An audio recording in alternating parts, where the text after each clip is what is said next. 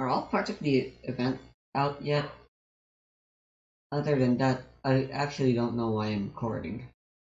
I mean, yeah, I said I was gonna explore, so I am just continuing that since I couldn't do it yesterday night on account of me not having enough time.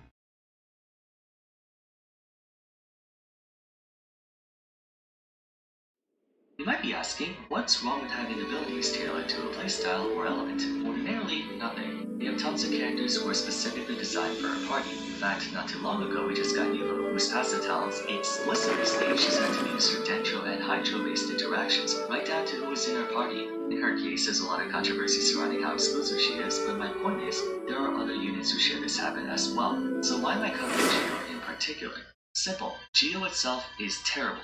The characters are fantastic and I love their team-centric playstyle, but with such an abysmal reaction, that sense of isolation from other elements makes it difficult for players who want to use Geo characters to their fullest, but can't because they're lacking the wherewithal or units to form a strong party. To repeat, it's very possible for Geo units to find success in other parties. Yuji is a staple choice for auto-attackers like Yoimiya and Ayato, while Albedo's elemental mastery boost is helpful in a good number of scenarios. Fundamentally though, there's only so much they can do, and it renders a lot of their designs somewhat linear. I know I'm about to piss off a lot of players by saying this, but Noel and Ito have very similar experiences. Both elemental bursts imbue their normals with geo damage, and both of them have increased attack based on their defense, essentially turning both of them into beast sticks who smack their opponents to death. Meanwhile, the shield and defense-based nature of the element leads to redundancy in supportive benefits. Noel, Yunjin, and Zhongli have shields, and though earlier I said it was a creative way to incentivize proper team coordination, the need for multiple team members in your party does more harm than good when you take into account Genshin Impact's entire experience There's is still one founded day on left. mixing and matching elements to achieve a stronger outcome than the sum of its individual part. The insularity of Geo contradicts the very notion of how this game was meant to be played. In my opinion, all this could have been easily remedied if Geo had meaningful reactions. It's the element of Earth. I find it kind of confusing that the only reactions I could think of was Crystallize. There are so many possible reactions with Geo. If you combine Pyro and Geo, it should have something to do with lava, molten rock. Combining Geo and Hydro could do something related to mud, maybe bogging down enemy movement or keeping them stuck in place. Combining Geo and Anemo could cause a dust storm. So many different ideas you can use for Geo, and the only thing they came up with was Crystallize. But let's indulge that for a moment. As it stands, shields that provide only defense are just not cutting it, hence why Zhongli's shield has an aura effect that lowers nearby enemy resistance. If there was a universal way we can convert that defense into offense, that might open up the door for Geo to be a worthwhile composition to go after. Granted, it's already quite strong, but far more expensive and requires a lot more investment due to the need for specific units, unlike Taser, Freeze, or National, which are more accessible. It would also be nice if Enduring Rock was changed to shred all resistance by 20% instead of solely Geo. That wouldn't solve the root problem, but it's better than nothing.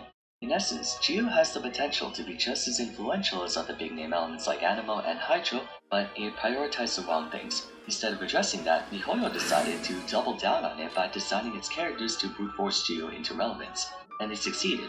Kind of. Whether intentional or not, Geo has become sort of an island on a conceptual level, separated from the rest of the cast. Pyro, Hydro, Cryo, Anemo, Electro, and Dendro are comfortably mingling with each other and mutually benefiting, while Geo is left to fend for itself. Yeah, I forgot It's about not this game. objectively I'll a play bad as thing. it for a while. We're gonna choose a lone wolf element, and I Geo hate was not having probably the best Pyro candidate for around. that. But just like how physical damage dealers are in dire need of support, Geo will have to be Probably self-sufficient. just has And something again, to do I with don't think it's comfort. going to receive a lot of attention anytime soon. It's while perfectly Spotlight fine Guardian at is this better than point in my Dendro. game Perhaps for me some not to people will have be Pyro. pessimistic. I did say Geo has found a place in the game. But this still makes me so much wasted uncomfortable. potential with the element and how it's holding back its characters. Genshin's all about combinations and permutations of elements. That should also include Geo. Earth is arguably the most adaptable element, and yet in this game it's the most rigid. But what do you guys think? Do you have any suggestions for how they can improve Geo? By all means, you're welcome to share them in the comments down below. That's all I have to say for today though, so if you enjoyed the video, I'd appreciate it if you left a like and subscribe. Consider following me on Twitter at Barsver. I'm fine with Geo and Anemo not reacting. As Noel said, they're completely different elements, conceptually. Until next time, thanks so much for watching, and I look forward to seeing you again soon. Take care.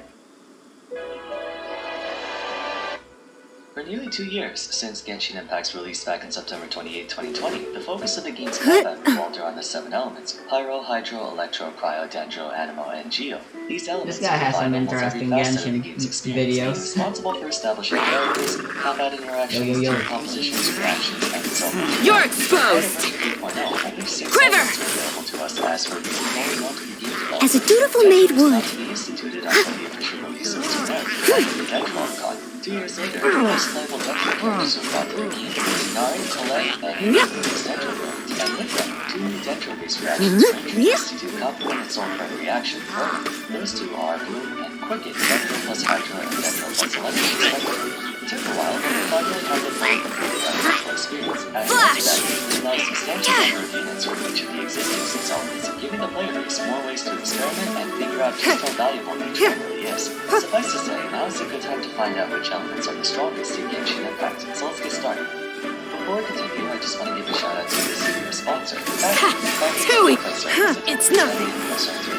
Prepared and ready to eat within 2 minutes or less, and you have a ton of options to choose from. So if you're doing keto, trying to lose weight, or follow a vegetarian or vegan lifestyle, they have everything for you. The menu features an extensive selection of at least 27 meal options and 33 add-ons like smoothies, shakes, dessert, and more. They pride themselves on catering to every customer's individual lifestyle by letting them decide how many meals they want per week. They feel like skipping a week, any specific food preferences or allergies, so on and so forth. And it's a service I've never heard of before. They help me save time on cooking so I can focus more on making videos. It's a really handy service for those of you who still want to eat good food, even if you can't find the time or energy to cook. So if you're interested, head on over to go.factor75.com and use the code POGVARS130, which is also in the description, and you'll get $130 off across 6 boxes. Really? Thanks again to Factor for sponsoring the video, but for now, let's get back into it. To some of you watching, the video's thumbnail may look familiar, and that's because yes, I'm recycling the thumbnail that I used for the exact same video I made during the fall of last year. I think it's appropriate to remake it for 2 reasons. First being the obvious, Dendro is not playable, and second, the old episode was constructed with a whole lot of opinion and not a lot of facts. Might as well kill 2 birds with 1 stone. I'm aware that even though we have enough empirical data to Why would you make a subjective video on something that's clearly supposed to be for objective sake? No empirical evidence. Even 3 crafters who have been hard at work figuring out what Dendro is capable of. Pin them down! Its power level. Although they do have some initial understanding of the element based on how it interacts with other elements and besides. In the grand scheme of things, the scope of an element's presence in totality won't fluctuate too much with the addition of new units. Not saying it has no effect. You're exposed! Dendro received a ton of attention following Shogun's release, but outside of coincidental and synergistic interactions, she didn't have as much of an influence on Electro as a whole. Thus, the transformative reactions played a bigger part in elevating Electro's usability. Shogun is just an overpowered unit, who just happens to be Electro. That being said, each element standing is founded on the basis of their usage in combat. Consequently, where I place them will be guided by the pool of available characters in each one. In Dendro's case, we don't have a Dendro healer, an all-purpose Dendro support, a Dendro unit with crowd control, etc. Even so, the main purpose of this video isn't to decide on what is meta and what isn't. I'll be looking at every element from a fundamental standpoint, how well it's integrated into the gameplay. Obviously, the characters themselves matter rather than as always, the rankings the are based on element some on its degree of own. personal opinion, although I do my best to be as objective as possible. And one last thing, I'm hoping you already know this, but do not take this as a factual statement on what elements and by extension their characters you should be going after and what elements are not worth. At the end of the day, everyone is usable given enough investment, and remember, circumstances play a big role. There's a ton of interchangeability. Anyways, without further ado, let's get started. At number 7, we have Geo. And that's a problem in and of itself, but I digress. It's a very insular element. Not playing the newcomer Dendro, it was the least represented affinity in the game for quite some time.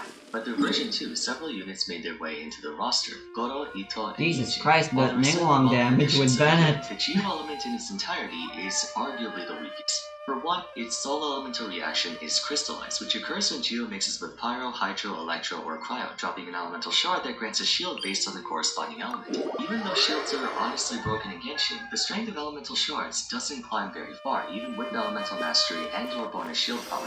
Furthermore, there are many units who can provide their own shields, and even more who can provide a token measure of healing. Crystallize deals no bonus damage, effectively rendering Geo with no worthwhile elemental reactions that are conducive to the battle environment. I just got them last night. Additionally, Oops. the majority of its roster has abilities that were designed to synergize with other Geo characters, implicitly discouraging interactions with non-Geo characters. In other words, Geo units are hamstrung not only by their element having an underwhelming and superfluous reaction, but their own abilities requiring they be fielded with other Geo characters. The only thing maintaining Geo's relevance is that its representatives are very powerful on their own. Ito, Goro, Zhongli, Albedo, and Yunjin are decently strong, but that is more to do And with their own Geo merits Traveler's and not also the pretty benefits good. of their element. I To swear. their credit, however, if you decide to commit to a Mono Geo team, you can dish out staggering amounts of damage while being equally invincible. But I feel like that detracts from the main purpose of the game's elemental system, being all about mixing and matching characters and elements together.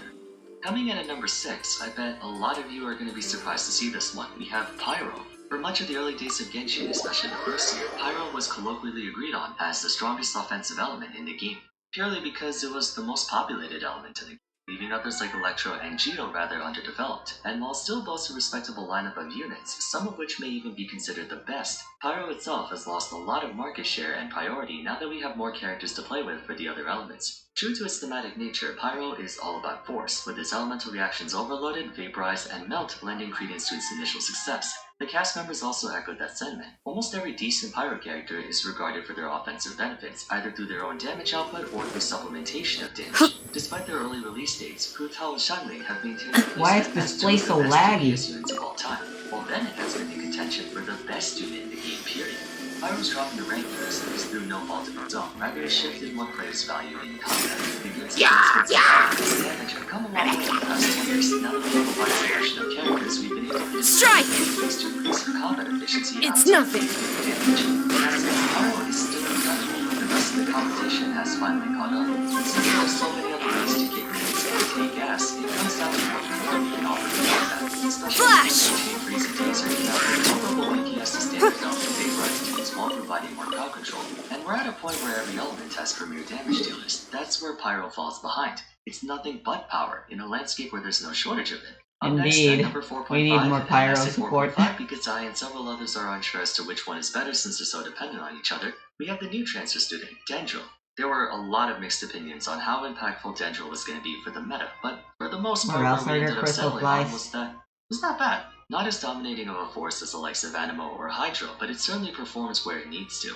Contrary to Vaporize and Melt, where you want to condense as much force into a single powerful blow to multiply it, Dendro prioritizes quantity over quality, at least for half of its contents. For the uninitiated, the Quicken reaction diverges into Aggravate or Spread, increasing the damage of subsequent applications of Dendro or Electro by a flat number. Keyword, flat, regardless of how much the original attack does. So the goal is to get as many activations of either element as humanly possible. And which element is known for death by 1,000 cuts? Electro.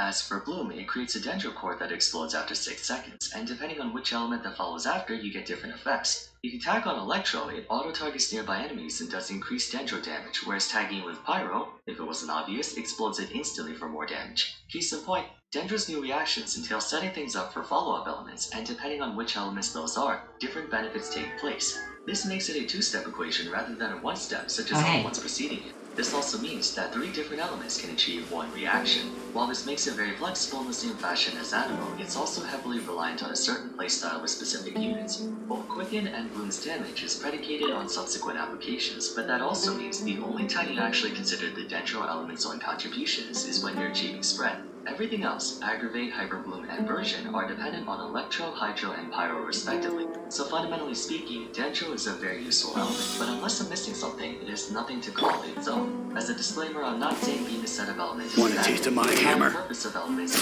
to this is each other easy. off. Some of the best game competitions only exist by virtue of proper setup. However, it's unclear as to whether Grant us your blessing. higher than the remaining elements from what we know so far. And that brings us to the Don't waste my time. Its position is also rather conclusive right now. Oh, how the tables have turned. It's no exaggeration. Your life is mine.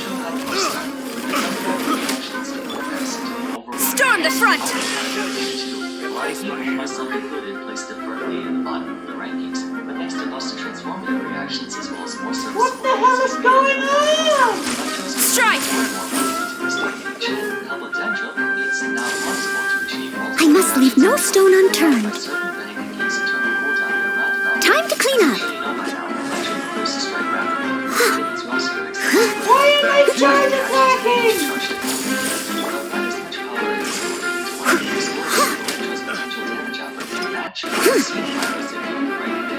What the hell? before the advent of Dendro, Electro was essential in activating Superconduct, the only reason physical damage is even viable to begin with, and through Electrocharge and Overload, Taser teams have You found are a great not deal of welcome success. here. What augments Electro a lot better is that its reactions are equally beneficial to its end goal being as many applications as Let me go possible back to rather than a 30. single one. That point is hammered home even further by its energy-based gameplay. Electro has fantastic elemental burst up time thanks to how many particles its units can generate. The reason it's tied with Dendro, though, is because I don't think the presence of Dendro alone is enough to propel it any higher than where it is now. Even so, I can very confidently say Electro ranks above Pyro and Geo, and is equal to, if not marginally better than Dendro. That, of course, is subject to change in the foreseeable future. Before we move on, I want to clarify something. While this is a ranking video, the gaps between each element aren't equal in measure. Electro being in 4th place and Pyro in 6th doesn't make the former infinitely better than the latter by numbers alone. There are situations where Pyro can outperform Dendro, Electro, even Cryo, but in a general sense, if we go by hierarchy, these elements are very close together. The only one that's blatantly inferior to everyone else is Geo, Quiver! and the only one that's blatantly... It's nothing. The fuck? That futile? I don't understand why Genshin is giving me so many ads in that channel. Hear my If I'm prayer. watching that channel, I'm already playing. Place my hammer. Leave it all to me, Glory to the Shogun! as a dutiful maid would. Give up. Submit! Don't waste my time.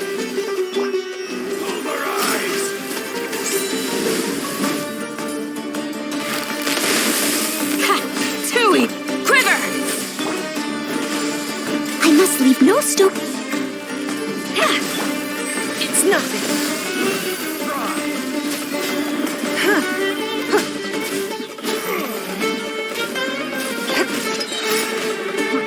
You're exposed!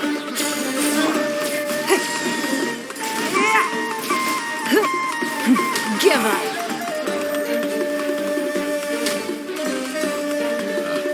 Picked the wrong test subject. Jesus, what the hell? Why is the game so laggy right now? Wealth. Why settle for less than more? This is not fun.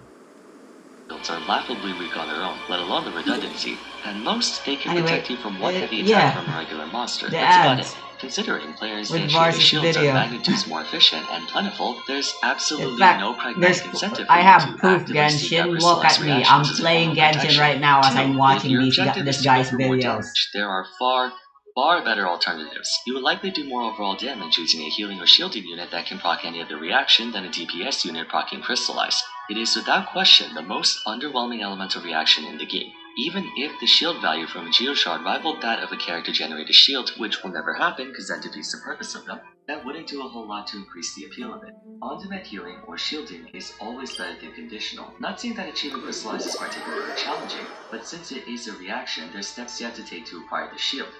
This is the wrong video. I've already finished watching this video. I was like, this doesn't feel right.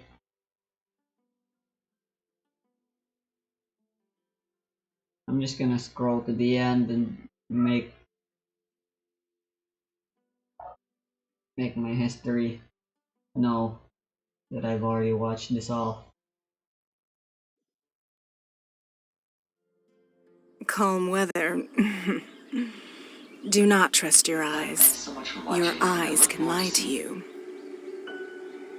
General Okay. sense, if we go by hierarchy, these elements are very close together. The only one that's blatantly inferior to everyone else is Geo, and the only one that's blatantly superior to everyone else, well, you'll have to keep watching to find out. Number 3 goes to Cryo. It's debatable as to whether or not Cryo is stronger than Electro and or Dendro, given that of the DPS elements, it's the only one that doesn't directly interface with Dendro, but I personally believe it inches out ever so slightly.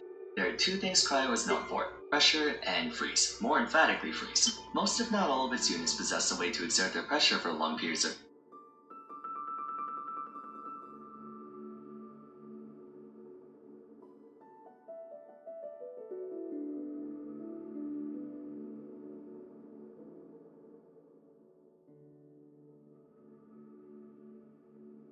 Alright, so the internet is being shitty right now as well, it seems. Time, usually through abilities that persist even after they swap out. Ayaka's burst, Ganyu's skill and burst, Diona's burst, Shinho's burst, Chi-Chi's skill and passive, Rosaria's skill, Chongyun's skill, Kaya's burst, even Aloy's skill. The output of each one varies greatly, mind you, but they attest to how consistent the element is. Speaking of consistency, Frozen is debatably the most busted elemental reaction in the game. It deals no bonus damage, but what it does may as well be considered bonus damage. Rapid applications of Cryo and Hydro effectively stun enemies in place for a certain period of time. The kicker is that Frozen has no internal cooldown, or if it does, is basically non-existent. With the right abilities, you can theoretically apply Freeze to a target for an indefinite period of time, and since the entire Cryo roster has units with long-lasting, wide-range periodic applications of Cryo, this is extremely easy to pull off. Additionally, Cryo's internal support is vast. Not only does it have a fantastic elemental resonance, but it also has a ton of cryo damage bonus and resistance shred built into the aforementioned lingering effects. All in all, one of the most accessible elements in the game, with one of the most broken reactions in the game, and a very appealing theme of long-lasting pressure. Combine all that with an impressive amount of coverage in damage and support, and you'll find a stable element to fit into any party, one only surpassed by the remaining two. The silver medal belongs to Hydro, which I would consider the most adaptable element in the game based on reactions and its existing pool of characters. Admittedly, almost all of its fame stems from every Hydro 5-star being excellent in their respective fields, while one of the only two 4-stars in the game is tied with Bennett in terms of how efficient and user-friendly support capabilities are. That's just a pleasant more than anything else. Hydro is the catalyst for the other elements' best reactions with the exception of Dendro. Electrocharge is Electro's most effective reaction that is Pyro to aggravate, and the accompanying reaction to that is Hydro. Vaporize is Pyro's best reaction, and the accompanying element to that is also Hydro. Freeze is indisputably Cryo's best reaction, and once again, the accompanying element to that is Hydro. It's the sole reason behind many powerful team compositions from Taser to Freeze to Vape, because it's the other half of every meaningful reaction. Adding on to that, even though I said I wasn't going to attribute an element's ranking to its roster that much, this is an exception. Child and Ayato are two remarkably effective DPS units, while Kokomi, Mona, Yelan, and Shincho make achieving Hydro-based reactions quite trivial, especially the latter two. In regards to elemental reactions, Hydro is simultaneously the most important element and the least intrusive. It accomplishes everything that's required of it without occupying any more attention than it needs to. It powers virtually every combat and utility-based reaction in the game, while its members perform spectacularly in every facet of Genshin's combat system except for one. Another thing is that Hydro's resonance was recently changed to boosting max HP instead of healing bonus, and a lot of its units synergize or directly scale off of max HP, making it even better. But even with all that, there's still one more element that towers above it.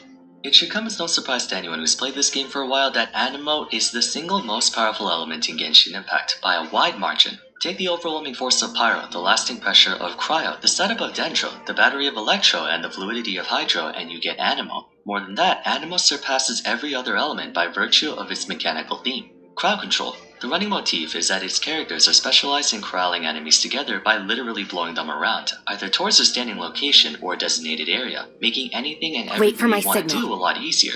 Want to chain freeze? You can force everyone into your cryo zone. You want to explode everyone with pyro? Everyone's stuck together, have at it. You want to bounce a million electrocharge conductions around? Everyone's clumped up together. Anemo ensures the consistency of every win condition in the game, without sacrificing any damage or utility in the process. If anything, it is some of the best utility. Swirl allows Anemo to double as any one of the 4 combative elements at a time: Pyro, Hydro, Electro, and Cryo, causing it to deal the absorbed element's damage in a small area. Given that it forcibly repositions enemies, that makes it easy to apply the splash damage to maximum effect, and by extension, it lets Anemo characters pull in all for one and gain the quirks of those 4 elements. In totality, Anemo characters can vaporize, overload, melt, electrocharge, superconduct, and freeze by proxy. Moreover, Anemo attacks are all massive in coverage. They do a ton of damage through elemental mastery, which is prevalent in many of them. They have low cooldowns for their attacks, and a lot of supportive elements, including amplifying the damage of their entire team, basically by existing. It's the closest thing to a flawless element you can ask for. There's never a situation where Anemo is not useful. It lets you do everything the other elements can do, and out of all the elemental artifact sets, Viridis Inveterer is just straight up unfair for how versatile it is. One final thing, mobility. Anemo is the best element for exploration, and for some players, that matters a lot.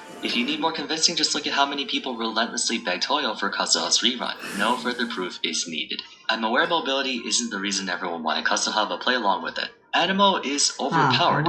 Ironic how Venti is canonically the weakest Archon, but he rules the strongest element. Alrighty, and there we have it. I know some people are gonna ask about physical damage, and in all honesty, it's in a weird spot. The game's so focused on elemental damage, rightfully so, leaving physical wonder if damage these somewhat two neglected. characters I would with say it's tenacity better than Geo, but stack not their Pyro. attack, As a reminder, but- please do not interpret this list as its representatives being weaker or stronger in a black and white sense. Each element has its golden goose and black sheep, Can't or several sleep? of each. Understand that characters lend more Let's go credence to for an a element's walk potential, but their value is ultimately sourced by their own Canvas merits. again. Geo may be the worst element in the game, but it has very strong characters. Right. It's more so the element itself does almost nothing to help them. Therefore, they need to be very strong on their own to make up the difference. Similarly to how there's no physical resonance or physical multipliers to supplement Eula, hence why she has such ridiculously overinflated scaling. So, if you disagree with my list, feel free to leave your own elemental rankings in the comments down below. Let's see what the rest of you have to say.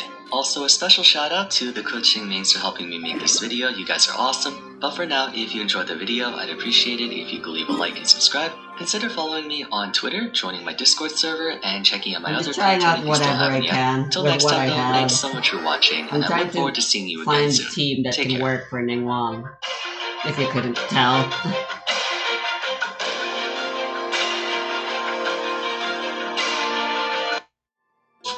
Madame Farozan's life started. Fuck off. Why the hell? For nearly 2 years. Why the hell can't Faruzan leave me alone? If there's one thing about video games that I really cannot stand, it's neglected game mechanics or archetypes, especially when said feature is heavily involved in player experience. For example, one of the reasons why the Genshin community, myself Old hags included, have a is way so of butthurt about in-game always content or being lack with me. thereof is because in-game Sifu's content is an female aspect of the video protag, game's experience that affects Yukari, everyone, and now casual free-to-plays Faruzan. and hardcore whales alike. It doesn't necessarily And have of to course adapt they have to insane one-person beauty scan, but if standards. it's integrated into the game alongside other systems that affect the entire game, Pin them that's down! when it becomes a noticeable Like source guiding spot for one's stars. quality of enjoyment. Genshin Impact's gameplay revolves Dissipate. around 7 elements, with each Out of my character way. corresponding to one of them, as well as its elements It's having noted. significant combat At the very reactions, least, I can resonance, maintain and the time uptime matches. better with However, it is tenacity technically an 8th with element, tenacity physical, around. one of the 8 damage types, and the only one that isn't considered elemental damage. All weapon Oh, types, with the exception mine's a of command. Catalyst, deal physical damage by default, but physical damage exists in a small group of Too characters' easy. talents, and Don't is waste my formally acknowledged by the game as a veritable Get combat with stat me. on account of the essence of physical Sounds damage lit. augmentation and stuff like artifacts and reactions. Despite that, the physical element has effectively been forgotten ever since version 2.0 well over a year ago. It's the last noteworthy character being Eula. Earlier this year I made a video on physical damage dealers discussing whether it's viable or not. We're well into We version shall 3. prevail. In the spirit The of night my is element cold. series, I thought to revisit this topic, which at this point might as Give well up. be an obituary. of Don't physical waste my damage. time. Today, we're going to talk about the forgotten archetype of Genshin Impact and why Mihoyo has ostensibly neglected it. Your life Like I is said mine. earlier, though it occupies only a small portion of playable characters and whatnot, physical damage is one of the 8 forms of damage in this game. Therefore, several weapons, talents, artifacts, and even an elemental reaction feature physical damage, so it's as relevant to Genshin as the normal type is to Pokemon. Being elementless, physical damage doesn't innately interface with Pyro, Hydro, Cryo, Anemo, Electro, Geo, and Dendro, but by combining Electro and Cryo together, you lag's achieve making super it really beat-ups, hard to dealing have Cryo fun damage right to now. all enemies in the area and reducing their physical resistance by 40%. 2 artifact sets are correlated to physical damage as well. Bloodstained Chivalry and Pale Flame, both having a 2-piece bonus that increases the wearer's physical damage by 25%. Interestingly, the elemental counterparts only boost their correlated element's damage by 15%. Several weapons also deal physical damage as part of their passive, notably the Skyward series, while others directly increase their physical damage, such as the Aquila Favonia, making this the only element to be a secondary stat as none of the other elements have a corresponding weapon. As you can see, without even looking at the characters, there's more than enough evidence to prove that physical is more than just the default damage weapons do. There are systems, items, and artifacts in place to elevate his strength. Speaking of the characters, since every playable unit except Traveler carries a vision, that means there are no inherent physical characters, thus only being unofficially labeled as physical dealers by way of their stats and or abilities. The first one to be labeled as such was Racer all the way back in version 1, an Electro Claymore user whose passive stat boosted his physical damage by 30% at level 90. Although he's a bit of a weird case, neither his elemental skill nor burst have anything to do with physical damage, rather he focuses on attack speed. With no weapon in view on deck and his passive stat of choice being physical damage, put 2 and 2 together.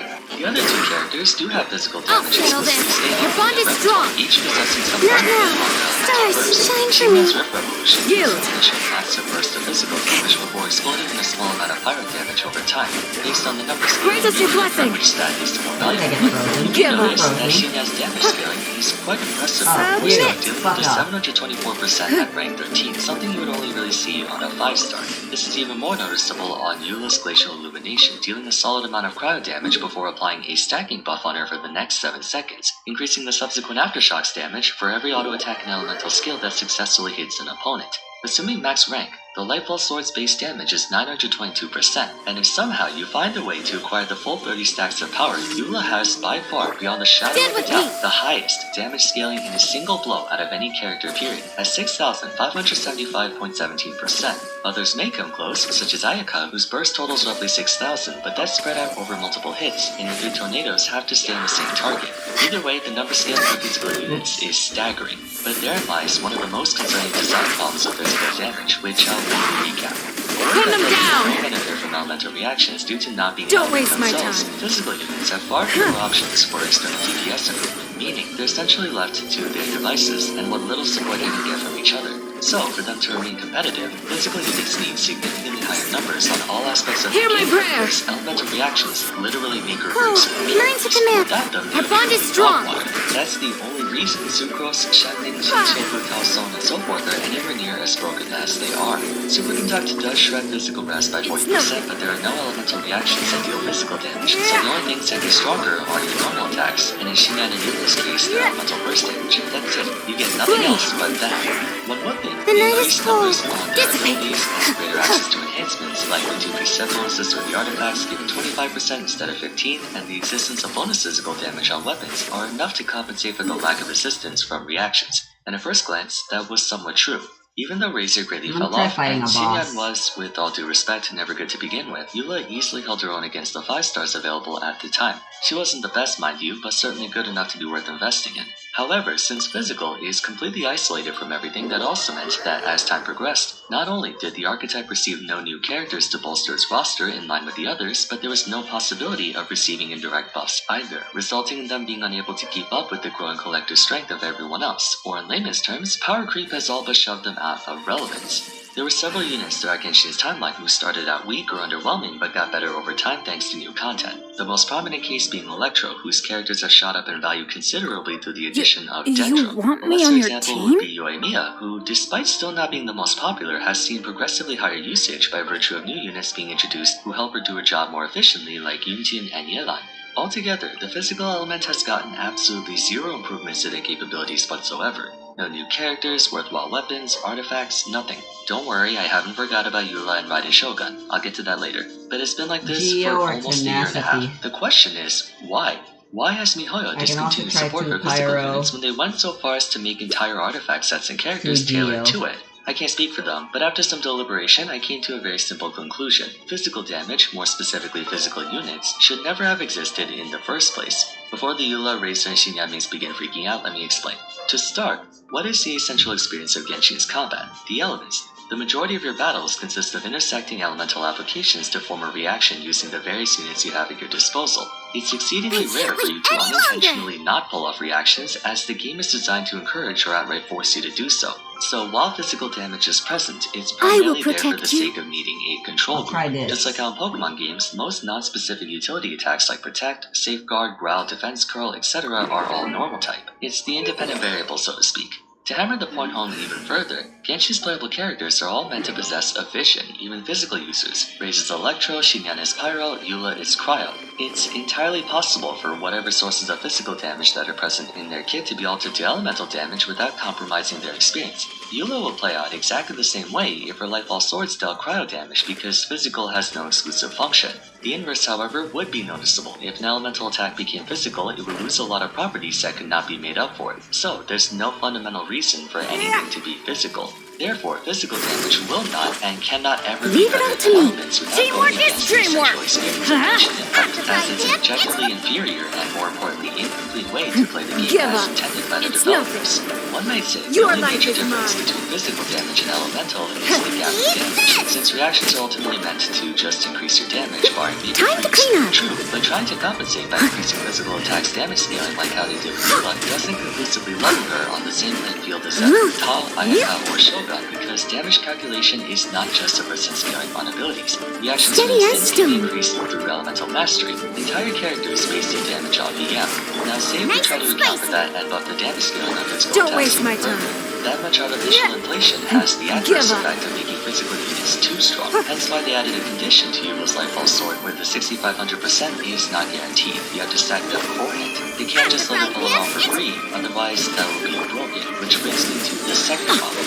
Elemental reactions are the backbone of I every must party leave composition we know today. Race comps are It's formed nothing. around achieving freeze as Don't efficiently waste as my possible, and taser teams that use electrocharged and swirls, so on and so forth. Seeing as physical units have nothing to gain from those reactions, they also have nothing to contribute to those teams, making them insular characters. Now, technically, there are race characters like Yula and Shinya can receive Give support up. outside of It's reactions. nothing. Shogun's elemental skill increases the elemental burst damage of her party. However, excluding personal attachment for a moment, why would you want to use her elemental skill on a physical damage dealer when she can boost the elemental damage dealer's burst and subsequent reactions instead? Once again, there's no practical incentive to prioritize physical units over elemental.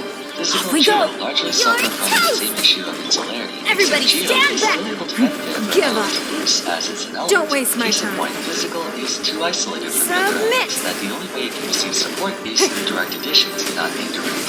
With these two issues in mind, trying to maintain physical's relevance is simply not a worthwhile endeavor from a logistical and business standpoint. Releasing an elemental character has a higher chance of recruiting more sales because they have two incentives, their individual abilities, as well as their interactions with other characters through reactions. Raiden Shogun herself is very strong, but she also vastly improves the national team. Kokumi's Hydra Meanwhile, damage it's isn't half really bad, hard and to her healing use. is one of the best in the game, while facilitating elemental reactions for her team. Kuki Shinobu is an electro healer who works harmoniously with Hyper Blue. The more situations a character can be used in, the higher the chances of them being pulled for. But then again, Yula's character demo is the 4th most viewed video on Genshin's YouTube channel. My point still stands though, if they were to release a physical unit right now, they would have to supplement the effectiveness of physical damage dealers to such a game-breaking extent, and to offer a general benefit that allows them to see use outside of physical teams to make players consider using their hard-earned Primo Gems on them. But if they went the latter approach, offering a general benefit in the same vein as how Bennett supports everyone, not just Pyro, the power ceiling of every party will increase, putting physical damage in the Ad same Astra situation as Abyssos. before, vastly behind the other elements. Nothing will change. The only option Thank is you to for make a solely completing today's dedicated physical user. So, is it possible to balance physical damage to be just as viable as the regular elements, even without access to reactions and whatnot?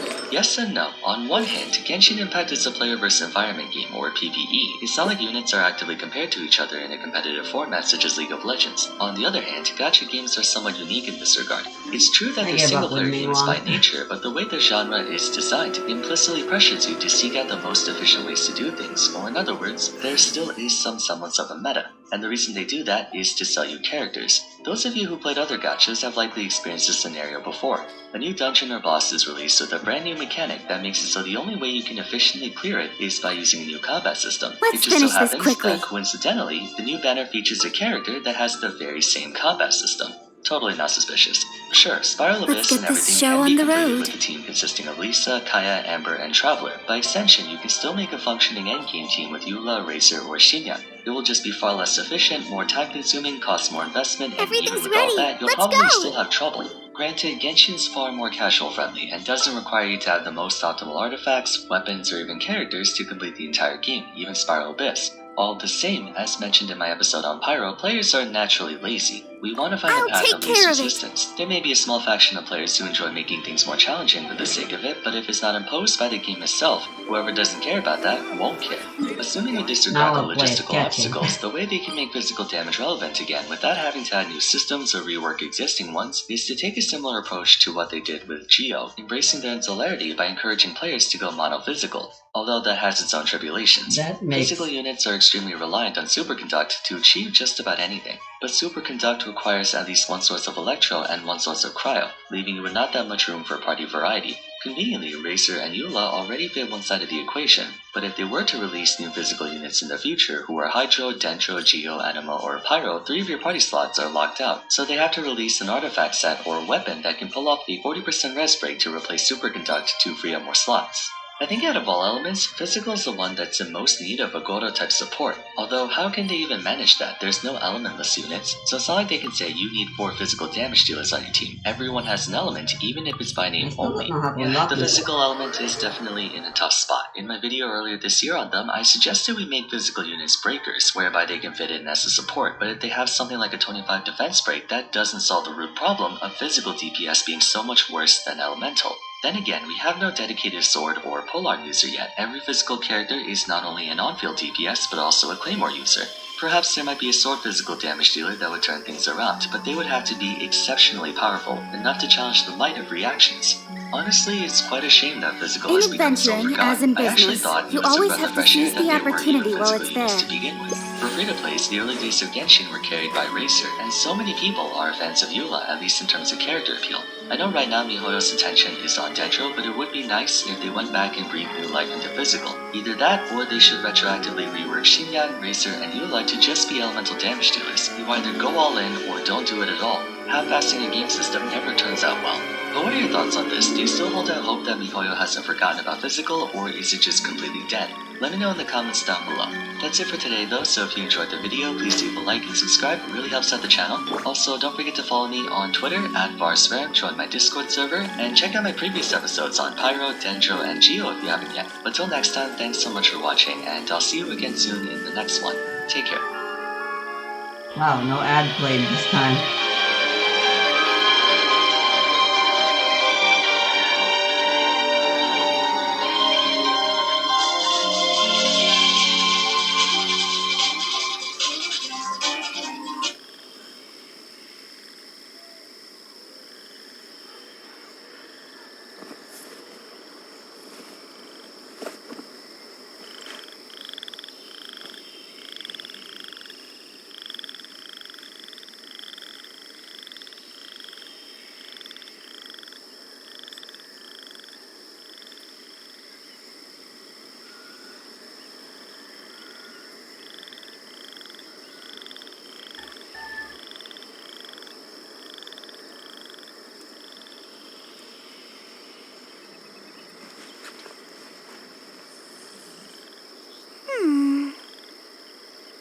I love Korra. It has some of the most profound and powerful moments in all of Avatar, and I'll ask for one last Korra good in the comments. Actually, no. Korra, not good. Korra, great. I'll not stand for people saying it's trash. It's just not. It has its weaknesses, as all shows do. And I want to explore those as much as its strengths, which is why we're fixing the final season. This is just a fun thought experiment. There are only 2 rules. 1, they only got 13 episodes, so that's all we get as well. And 2, we are fixing, not rewriting it entirely. It's easy to be the guy who says, oh, they should have just done something entirely different, but no, we're not going to do that. We're working to make the story we already have better. So, I see 3 issues with Season 4. 1, let's be honest, Kurosami just wasn't really set up, or at least it wasn't enough for me. I mean, Nickelodeon was afraid that the moment a child saw 2 women kiss on a screen, they would immediately combust into rainbow confetti. So we're gonna fix that. 2, the, giant robot was weird, out of place, and tonally bizarre. And 3, Kuvira kind of bounces from sympathetic to cartoonish villain, and I think we can handle her better in just a few scenes. We've actually already fixed the previous 3 seasons, and you don't need to watch those videos if you don't want to. All you really need to know is, 1, Korra has regained her waterbending and airbending after Amon, but not her firebending and earthbending quite yet. 2, she's semi-banned from Republic City because the Equalists, and 3, Opal is an airbender, but she's not a Beifong. Or, she is a Beifong, but not an airbender. It doesn't really matter, it's whichever you prefer. But do go check out those other videos, they're linked up in the corner. Episode 1, After All These Years. Just like in the series, we jump forward 3 years in time. Prince So Wu how is do about I to be do crowned this? Earth King, Marco is his bodyguard, while Bolin and Varric are working with Kuvira to Ah, the unite the symbols on Earth the Kingdom ground. after the chaos in the wake of Zahir. We are introduced to Kuvira in that same iconic scene on the rail line, which is just fantastic, a brilliant way to introduce your main antagonist. But there is going to be one slight world-building change here. So, in the show, supposedly every province of the Earth Kingdom fell into anarchy and chaos after Zahir killed the Earth Queen in Ba Sing Se. Now there's bandits everywhere. But the thing is, the Earth Kingdom is extremely decentralized politically already. Ba Sing Se falling apart would not cause the rest of it to fall into chaos. Like, imagine if Florida collapsed. It wouldn't mean that California collapses as well. But Ba Sing Se was still the biggest boy on the block, and if any of these outlying provinces started fighting amongst each other, then the Earth King could probably step in to stop them. So we're actually going to make it so that the chaos that the show talks about was the result Glad of there Earth weren't any Kingdom provinces poisonous picking up mushrooms old inside. grievances in a ton of little civil wars with nobody to stop them. This does three things. One, it's more realistic. Two, it means that Kuvira isn't just extorting and blackmailing these states into giving up control so that they feel safe again. Yeah, she's still extorting them, but she's extorting, lords who want to wage their own little petty wars for selfish gain. Wars that affect the common people the most. In the opening episode, she'll confront the governor, but this time she'll say something like, "Your people are running out of food. Your borders are collapsing. You can't wage this little war of yours any longer. The question is not if your people will starve, but when. You'll stop this little tantrum, put down your grievances against the Yai province, and return to the fold of the Earth Kingdom. Your people will thank you for it. You'll remain in charge, but under my supervision." And three, I actually think it's more interesting to have Kuvira go from someone who puts down warmongers in the name of unification and order and peace to becoming a warmonger herself. It'll also make Bolin and Varric's moral decision to leave her cause more complex, because in the show, it's really just about them finding out the truth of how extortionate and blackmaily Kuvira always was. In this version, they'll instead have to reconcile their own values with her actions as she begins pushing too far and taking states that aren't like this. In the show, they're just kind of lied to. We also see how decadent and disconnected Prince Wu is from his own people, even though he insists he's just like everyone else, and we're meant to see how antiquated the institution of the monarchy itself is, immediately juxtaposed with Kuvira's efficiency and meritocracy and why are inclusiveness. there freaking Opal, frick as in the show, doesn't like Kuvira, and this has caused a rift between her and Bolin. I'll protect Elsewhere, us. Cora is wandering Strike is one. having renounced her identity as the Speed of Avatar. light. She's managed to heal enough after Zahir to walk again, but she's sword comes lost shadow. emotionally and spiritually, losing Don't blink. cage fight after cage. So, episode 1 is basically the same. These characters are in the same places, and we've really just softened Kuvira's starting position. Episode 2. Flags up. Cora alone. And step. This episode parallels Zuko, centering on a single character's struggles when they feel most Speed of light. lost Hey! themselves, physically, emotionally, and spiritually. And it's literalized Don't like blink. being lost. Got lucky that time. Some people have complained that it's dumb that Cora is struggling so much here because, I don't know, she went through harder things before and she was fine, but I think this really misunderstands trauma and Cora's arc. Trauma isn't a linear experience, and the path to recovery is rarely predictable, especially when you've been physically debilitated the way that Cora has. It has lasting psychological implications. We often feel out of control of our own bodies, and I think the show captures that really, really well. I see flashbacks of the past few years as she tried to heal at the South Pole. Meditation and physical therapy and Katara's healing, and in this time she did manage to improve. She even managed to get back some inkling of the earthbending and firebending inside her again, the same way that she regained her waterbending in Season 2. She can feel it inside her, just beyond the tips of her fingers, but she can't control the elements at all, and she certainly can't control the Avatar state, just like she feels barely I'm going in with it. control of herself. Of course I'm frustrated, she says. A crazy man poisoned me and now I can't dress myself or cook for myself or do anything for myself. And this whole time my friends have been off helping the world while I'm stuck here with you and you can't even heal me. I'm sorry. That came out wrong. I'm tired, Katara. I see everything. People do The Temple come of to visit Wisdom. her every so often and send her Game's letters, up. but Time's Cora over. feels so isolated that she stops replying to all of them. Get with me. Out of my way. We get the impression that these two have bonded over the last few years. People watching this when the series first aired and thinking it was odd that she wrote back to Asami. But hopefully in our rewrites of season 2, 3, and 1, Quietly now. we've given that a little bit more of a build-up. Dissipate. Cora writes to Asami saying, don't tell the others, right? Tenzin Higher, higher, hands on fire. just keeps talking about how excited he is for me to I come see back everything. to meet the Avatar. Poland just stays away. Busted. I just can't handle that. Here comes the cash. So worried about Make yourselves at home. everyone seems to listen. Asami is her confidant in the second act. We meant to see a little empathy for Asami that Cora doesn't get from others. There's a romantic subtext here too, but we didn't want it to be about sexual attraction. Time to go. There's evidence of them building up to Everyone this hold hands. relationship in the series. A lot of it's just casual flirting between Quietly the two, now. which I think is a pretty shallow way to explore a relationship. It's Lightning gotta be about this terrified. intense sense of isolation and shame after having lost so much of her place in the world, and Asami is the only one that seems to be able to break through.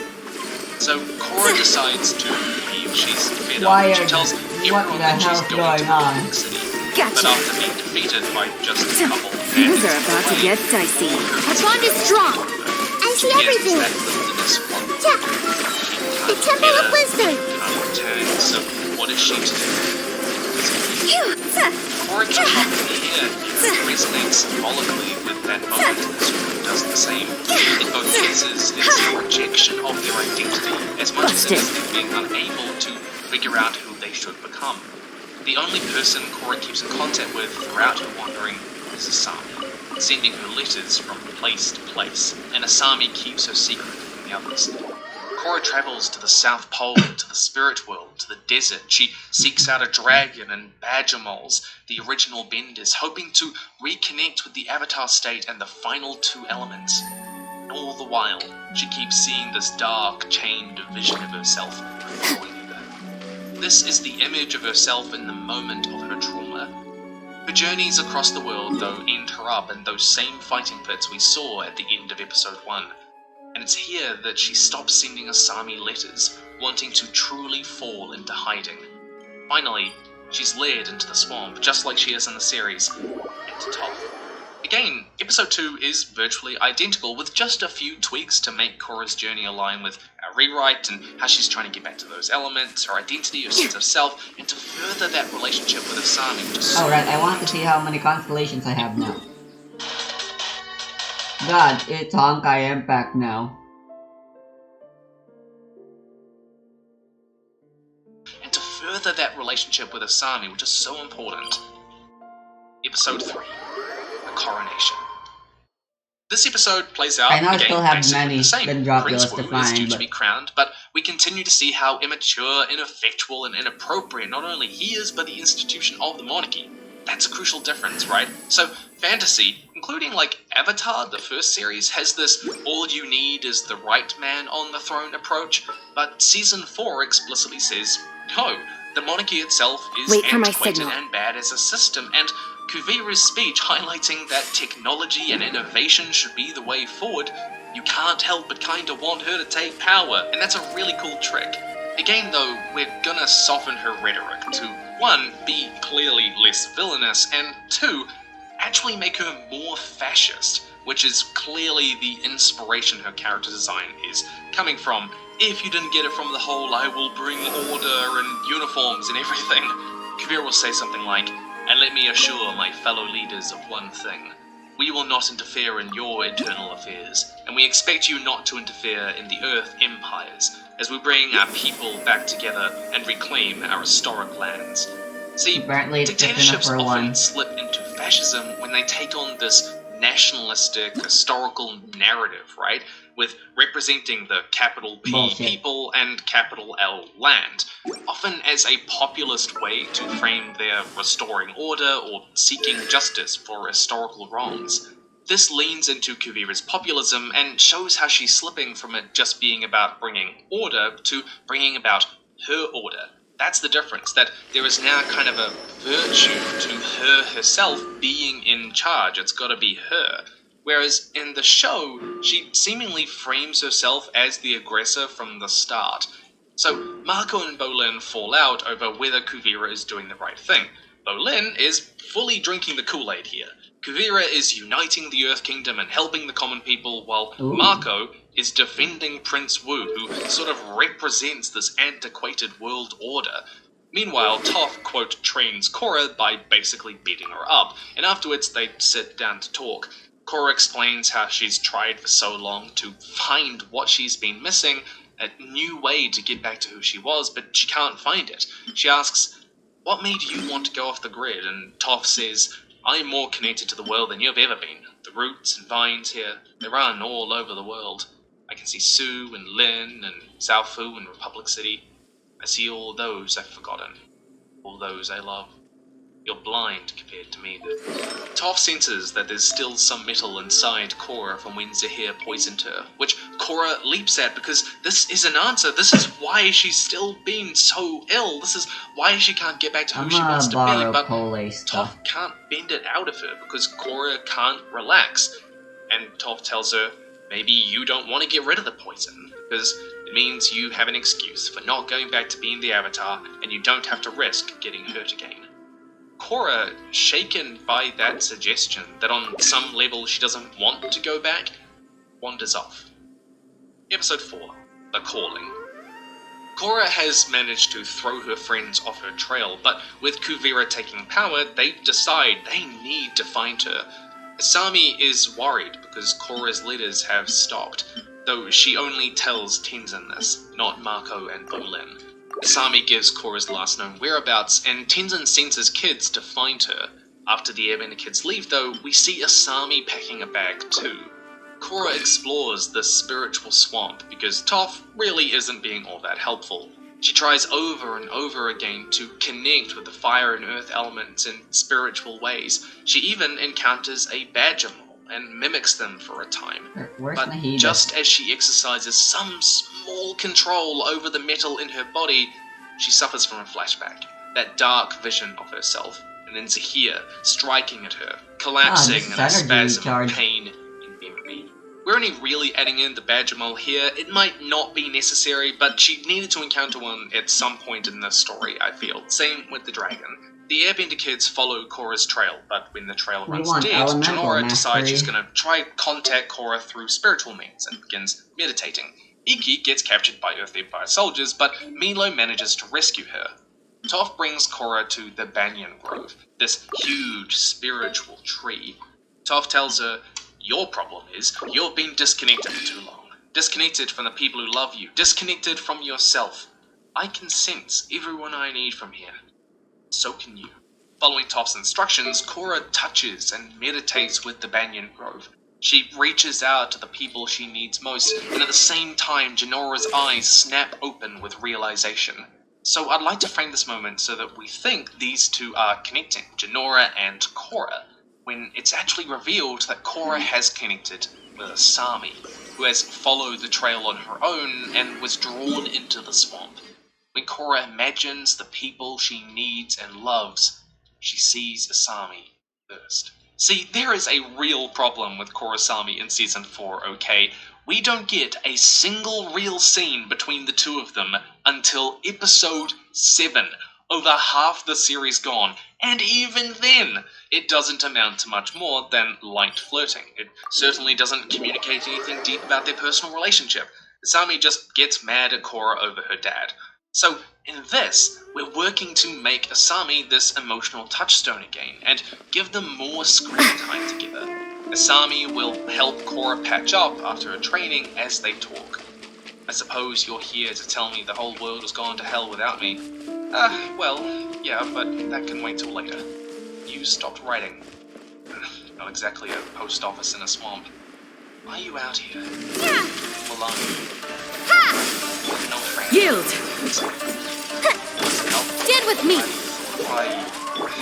Grant us your blessing! Do your worst! Things would connect with South Pole like you don't have to say. I just get so angry because I tried so hard and I'm still not better. Two! Scatter! No one now. I'll settle this. Every time you go, Flee! Ha! the fuse is lit. And just like in the show, having reconnected with others and yourself, Cora begins the poison metal You're exposed! allowing you to re-enter the Avatar state Scatter! and regaining control of Hear my prayer! Dissipate. I just want to make the story about Cora getting the Fire elements. hazard. We've already had that with Aang, so I wanted to bring it back in, but with more meaning in a different way. In the final scene of this episode, Jorah reveals that she has sensed Mira's army moving towards south. Here come the fireworks. And they never suspected. Episode 5. Pin them down! Gates. Our bond is strong. This is the first episode that we really see the spirit kind of behind like- Laser Time for a light that show. Barrick and Lynn are working on. I am not a fan of this plot beat or aesthetic, whatever you want to call it, for two Propagate. reasons. One, it feels like bringing artillery He into is not a good viewer. It just doesn't fit. But more importantly, two, Scatter. this whole thing, right, is based on the idea that spiritual energy is a No, you need to harnessable, quantifiable force of nature in the world that can be Oh, cool. turned into a Out of my way. No, spiritual energy is a Terminate. psychological, philosophical thing, even as far back as Hank's conversation with Time for a light show. the power of spirituality or the like is so much more subtle, expressed through bending ability and wisdom and the ability to control one's body, like Kyoshi used it to slow down her aging to 230 years. Turning it into raw power like this feels almost antithetical to the role spirits and spirituality have played in the series. Just like I don't like the laser battle at the end of Season 2, I don't like this. It is also meant to be a rough parallel to nuclear weapons. Varric even says, this power is too dangerous for anyone to have, but I don't know, I don't think the show explores that prospect particularly well, especially with how flippantly the laser is used. So,